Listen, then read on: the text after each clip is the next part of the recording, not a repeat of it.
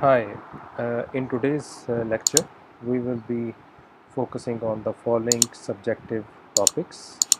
You can see over here, the first one is the basics of the diode, and then there are some types of the power diode which will be discussed in this lecture, and the third topic is the structure of power diode, and then the characteristics and applications of power diode. So the main purpose of this lecture is to understand the basic structure, types, characteristics and working of a power diode. So let's focus on the first topic. As you can see that in power diode there is a word which is power word which is inserted over here. We have studied the normal diode in the electronic devices and circuits, and that diode is operational till 20 to 30 volts and working optimally in that range. But to use that diode, the simple diode in at high voltage values, we have to change some manufacturing in that diode.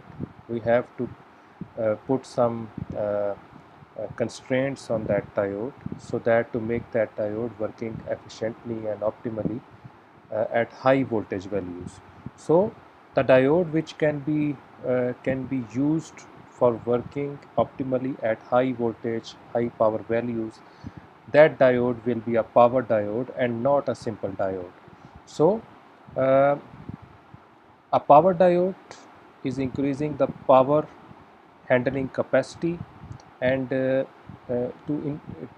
make it operational at a high power values, we have to do some changes in the structure of diode, and these power diodes can provide different operations like the rectification, like freewheeling, like energy feedback, and are used in power electronics applications.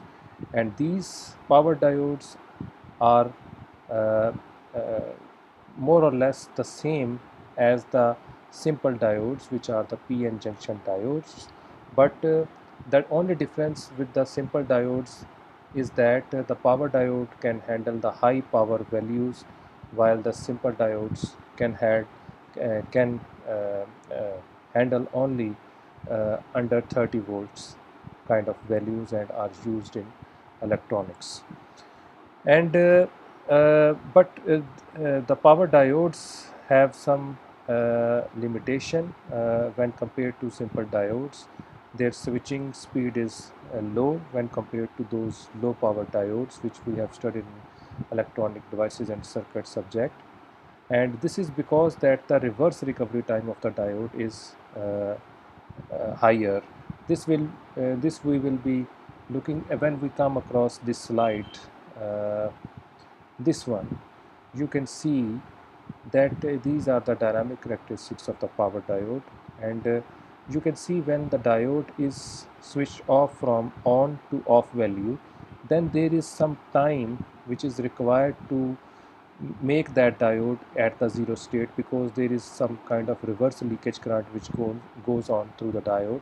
Because an ideal diode is a kind of diode, when it is switching on it will be behaving like that, and when it is switching off it will be have to behave like this line.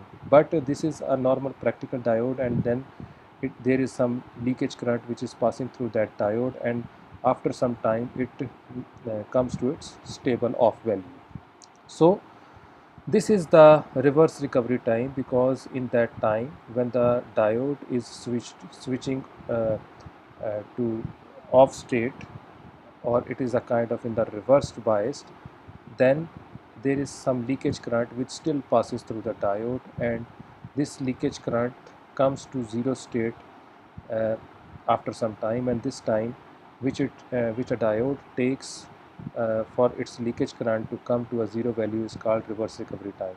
So greater the reverse recovery time, the less will be the speed of operation of the diode, because if the diode has to switch from on and off value at a high rate, then this reverse recovery time will be a kind of limitation for that power diode. And for a simple diode this is not a problem, it comes to a zero state very early, than this diode, but it takes some time. So that's why the speed of this power diode is less when compared to a normal diode if we have to do the switching on and off at a very high speed. We have different kinds of diodes which can be categorized based on their recovery characteristics, which is the reverse recovery time, and which can be the types of the diode can also be categorized based on their manufacturing skills, and these are of about three kinds of power diodes. The first one is the general purpose PN junction diode, then we have the fast recovery diodes, and the third one are the Schottky diodes. Let's focus on the general purpose diodes. These are basically used for low frequency applications like the rectification due to their higher reverse recovery time, because the higher the reverse recovery time, the switching on and off operation will be done at a low speed, and that is the frequency of operation of that diode. So at low frequency applications, these diodes are capable of handling currents from very low value to very high values, and these are the voltage ratings of these diodes. Then we have the fast recovery diodes, in which we have low reverse recovery time as compared to the general purpose diodes, and so that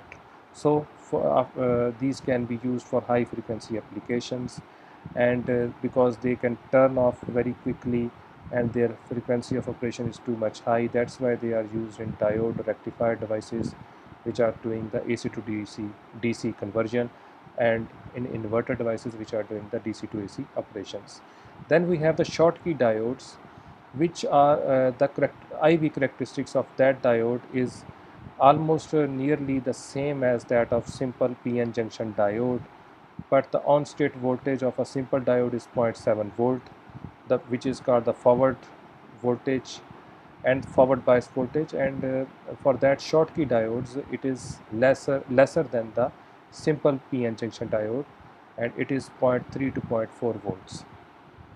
And when the Schottky diodes are in the reverse bias, then there is a large leakage current when compared to a simple diode, in which it has the lesser leakage current in the PN junction diode, but in the Schottky diodes there is a large reverse leakage current, and its breakdown voltage is also lesser than that of the simple PN junction diode. So I think that I may be able to show you a difference between a normal PN junction diode versus a Schottky diode, so that if you can see the characteristics, then you will be able to better understand what I am saying. As you can see in the diagram on the right hand side, in which you can see that we have the PN diode characteristics. IV characteristics are specified by the red line, while the blue line is giving up a reflection of the IV characteristics of the Schottky diode, when we have the y-axis is the current and the x-axis is the voltage. And you can see over there that the forward junction voltage, the forward biased voltage of the Schottky diode is lesser when compared to a normal diode, and for the normal diode it can be 0.7 volt, while for the Schottky diode it is from 0.3 to 0.4 volt. And you can also see that in the reverse bias, you can see the breakdown voltage of that Schottky diode is also less than that of the simple diode, but its reverse leakage current is higher than that of the PN junction diode. So these are the IV characteristics which give the exact view of the operation of the Schottky diodes when compared to the general purpose diode. So these diodes are very much ideal for high current and low voltage applications, and are used in the DC supply. You can see that the symbol of the diode is the same for the simple diode as well, and for the power diode as well. This is the structure of the power diode, in which you can see in the simple diode we have only P and N type, while in this diode we have the P plus, N minus and N plus. Here P plus is telling us that it is a P type of semiconductor which withholds the majority carriers, and it is highly doped. And the N type, it is a N type, N negative is an N type kind of semiconductor, but it is lightly doped N type semiconductor in. And then we have the N plus, which is the highly doped N-type semiconductor material, and this is the doping standards of these semiconductor devices, which are used for the manufacturing of this power diode. So this is the depletion layer in between. Larger the layer, high will be the power handling capacity, high will be the voltage handling capacity of this diode. So this is the drift layer, which has nearly the same operation of as a depletion layer in the simple diode. And these are the other measurements of these materials. So this is a kind of manufacturing of the manufacturing demonstration of a power diode. And this is a kind of vertically oriented structure, because the vertical oriented structure are preferred, and the reason for that is that it increases the surface area, and when the surface area of the device is increased, then the current it can handle it increases. So that is the reason for that. And you can see that this is the N negative is specifying the drift layer, and these are some different discussions about that drift layer which are mentioned over here, that it increases the voltage handling capacity, and it also controls the reverse breakdown voltage um, of the diode, and higher will be the reverse breakdown voltage when this WD will be greater, when the drift layer is greater. And there is also a discussion about the depletion layer doping, that it is being doped with a lightly doped N-type semiconductor, and for that it is due to low doping of the drift layer, the resistivity is more, and this is because we have to have a forward bias voltage, which is the on state voltage, to have to handle to make it handle for high power values.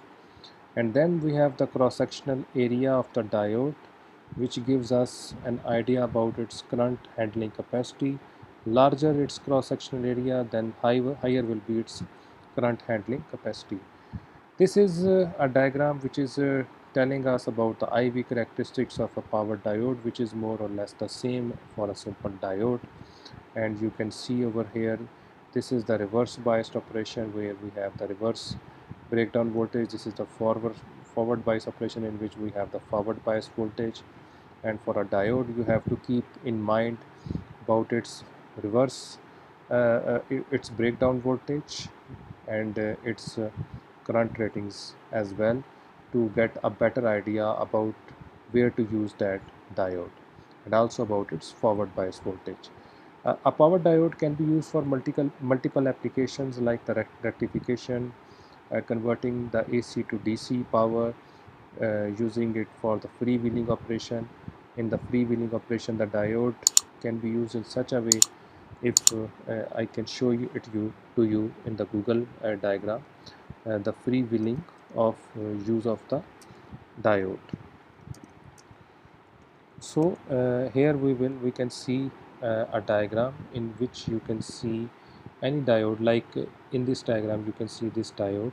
If in that circuit there is a kind of voltage variations or voltage spikes which are occurring over here, then this freewheeling diode can handle these kind of spikes, and it can be in a kind of looping around here.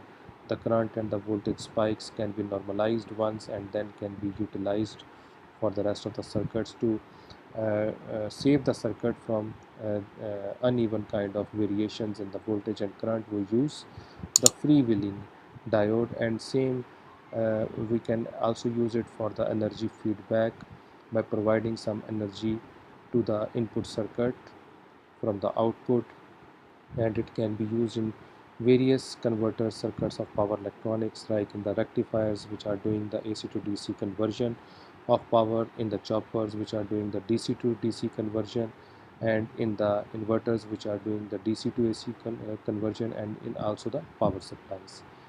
This diagram is which I have told you in the start is telling us about the dynamic characteristics of the diode. You can see the current, voltage and power are mapped for a power diode with reference to time, which is specified by the x-axis.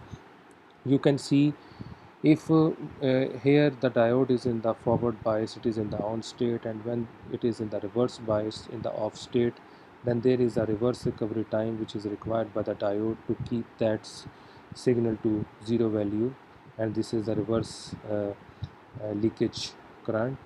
And higher the reverse leakage current, lower will be the frequency of operation of the diode, which because it can do switching at a low speed, not at a high speed. Higher, smaller this value of the reverse recovery time, higher will be the frequency of operation of the diode. So these are different demonstration of in voltage as well as in current over there. Thank you very much.